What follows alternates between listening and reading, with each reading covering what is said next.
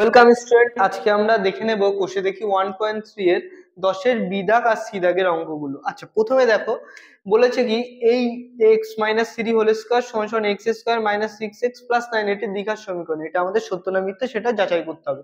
দেখো এটাকে যদি আমরা এ মাইনাস বি হোল স্কোয়ারের সূত্রে ভাঙাই, তাহলে a square minus two a b plus b square সমান সমান জিরো। এটাই আমাদের সূত্র। দেখো এইভাবে ভেঙেছি, x square minus two into x dot three plus three এর স্কোয়ার। এবার দেখো যদি এটা কেটে দিই, তাহলে এই সমীকরণের কোথাও আর এক্স স্কোয়ার আছে বা এমন কোন চলরাশি আছে যার ঘাত দুই? অবশ্যই নেই। তার মানে আমরা কি বলবো, যে এটি অবশ্যই দ্বিঘাত সমীকরণ নয়। তাহলে এখানে বলেছে দ্বিঘাত সমীকরণ, তার মানে এটা কি মিথ্যা? অবশ্যই।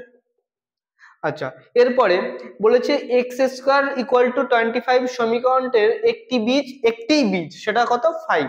এবার এই সমীকরণটাকে দেখো, এক্স স্কোয়ার সমান সমান 25, তো এখান থেকে তো আমরা বলতেই পারি এক্স সমান সমান প্লাস মাইনাস ফাইভ, কারণ এক্স সমান সমান মাইনাস ফাইভ হলেও এক্স স্কোয়ার 25 হবে, আর এক্স সমান সমান প্লাস ফাইভ হলেও এক্স স্কোয়ার সমান সমান 25 হবে। তাই আমরা এখান থেকেই বলতে পারি এর দুটো বীজ, তাই এখানে মিথ্যা হবে। তবু আমরা আরেকটুখানি দেখে নিই কিভাবে করব। দেখো এই 25টাকে যদি আমরা এপাশে নিয়ে আসি, তাহলে মাইনাস 25 হবে। এবার আমরা একটা জিনিস জানি, এ স্কোয়ার মাইনাস বি স্কোয়ার সমান সমান কি? এ প্লাস বি ইন্টু এ মাইনাস বি। এখানে এক্সটাকে যদি এক্সটাকে আর 25 25 মানে কি? 25 মানে 5 এর স্কয়ার। তাহলে এখানে এক্স স্কয়ার মাইনাস 5 এর স্কয়ার হচ্ছে না?